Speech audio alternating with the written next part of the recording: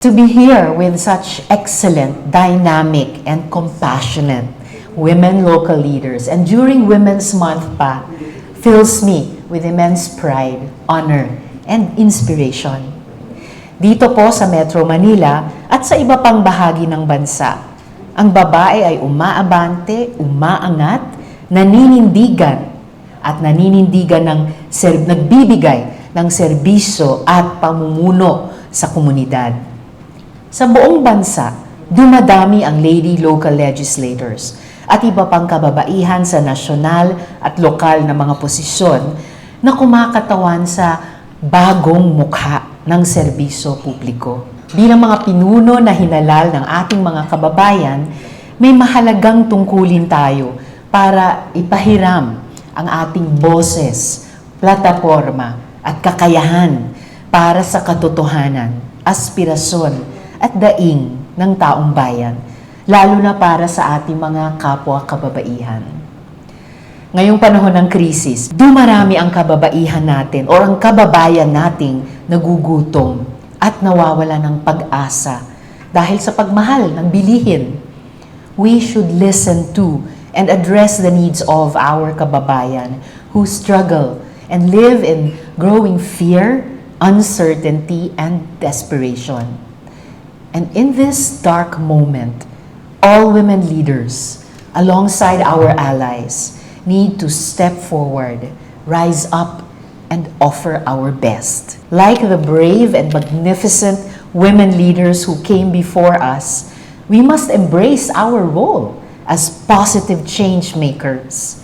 We should push harder and work smarter for policies and programs that uplift people and nurture families.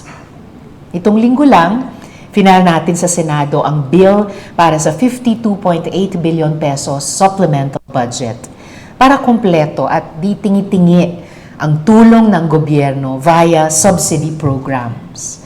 12 billion pesos sa pampublikong tsuper at transport sector, 2.8 billion pesos para sa magsasaka at mangingisda, at 38 billion pesos sa repatriation at reintegration ng distressed OFWs. Bilang chair ng Senate Committee on Electoral Reforms and People's Participation, patuloy din ang ating pagsulong sa Anti-Political Dynasty Bill.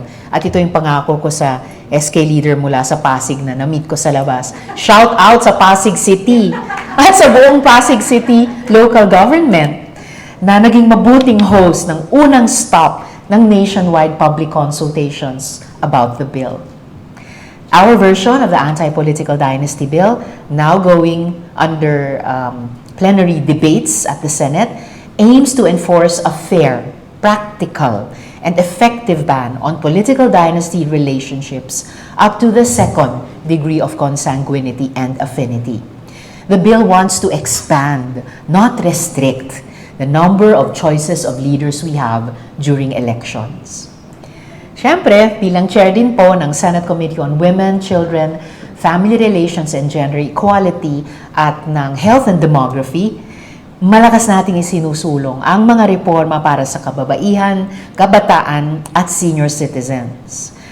Nariyan ang amendments to the Safe Spaces Act na naglalayong palawakin ang proteksyon ng batas laban sa gender-based harassment, lalo na yung gumagamit ng AI. Kasama nito ang amendments sa Anti-Online Sexual Abuse or Exploitation of Children, Anti-OSAEC, CSAM Law na magpapalakas sa kampanya laban sa sexual abuse sa kabataan, sa social media at sa iba pang mga bahagi ng digital sphere.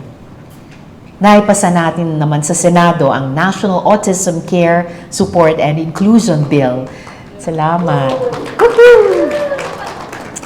Na magtatalaga ng improved care, services, and inclusion para sa persons on the autism spectrum. Matagumpay din nating naipasa ang Philippine Geriatric Center Bill na magtatayo ng dedicated hospital at regional centers para sa pangangailangang pangkalusugan ng ating mga lola at lolo. Gumugulong na rin sa Senado ang mga mahalagang bills na iyan.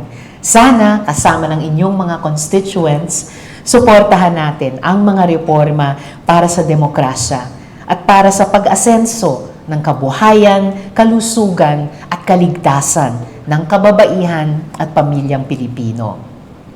Dear sisters, we still have so much work ahead of us, especially in this time of immense crisis.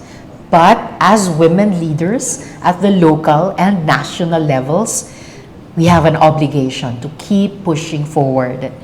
Palakasin pa natin ang pagtutulungan natin at pag-uugnayan. Marami tayong kailangang baguhin at ayusin. Kaya tara, kumilos pa rin tayo, manindigan pa rin tayo, at lumaban pa rin tayo para walang babae at walang Pilipinong maiiwanan. Muli maraming salamat sa Lady Local Legislators League of the Philippines NCR Chapter. Mabuhay po kayo mga sis at Happy Women's Month.